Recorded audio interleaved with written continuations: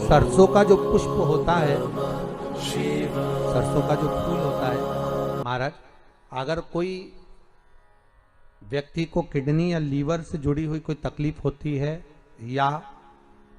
किसी व्यक्ति का एक्सीडेंट हो गया होता है और उसका कोई अंग रह गया हो, कोई शरीर का कोई भाग रह गया और वो काम नहीं कर रहा हो, जैसे किसी के पांव रह जाते हैं एक्सीडेंट के बाद, किसी का हाथ रह जाता है, या कोई अंग काम नहीं कर रहा हो, वहां ब्लड पहुंच नहीं रहा हो, वो जगह एकदम सुन्न हो गई हो, खाली पड़ गई हो, तो उसके लिए शिव महापुराण की कथा कहती है कि सरसों के पुष्प 11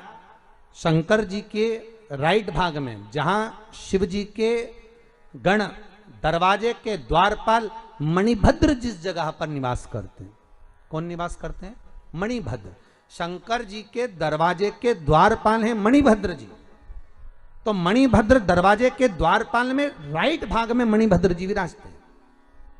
मतलब राइट भाग कौन सा हुआ? जब आप मंदिर से बाहर निकलेंगे तो राइट भाग, मंदिर में प्रवेश करेंगे जब राइट नहीं होना चाहिए, आप मंदिर से जब जाएं तो राइट भाग।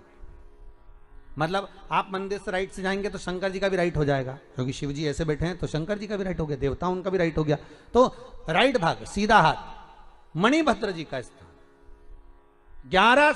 सरसों के पुष्प मणिभद्र के उस द्वार पर आप रख दीजिए, और मणिभद्र के द्वार पर रखकर अंदर जाकर 108 वापिस जब आप बाहर निकल रहे हैं, ये पुष्प आप रखने के बाद एक बार बाहर जाएंगे, फिर वापिस आएंगे मणिभद्र के रखने के बाद, और अंदर जाकर 108 सरसों के पुष्प शंकर को समर्पित करेंगे महाराज। उस सरसों के पुष्प जो शिव जी को आप समर्पित कर रहे हैं उसको वापिस लेकर आएंगे, श्री शिवाय नमस्तुभ्यम बोलकर उस सरसों के पुष्प को महाराज सरसों के तेल की बोतल में उसको डाल लीजिए। शंकर भगवान को किसी भी प्रदोष में, शाम के समय प्रदोष काल में उस तेल को वापस ले जाकर चढ़ा दीजिए शिव जी को, उसको वापस लेकर आ जाइए। उस तेल का प्रयोग आप नाभि में डालिए, और जो शरीर काम नहीं कर रहा उस स्थान पर कम से कम 15 दिन 20 दिन तक उसकी मालिश करना प्रारंभ करिए। बाबा चाहेगा तो चलाने का प्रयास कर देगा और वो अंग, वो शरीर काम करने लगेगा। मणिभद्र का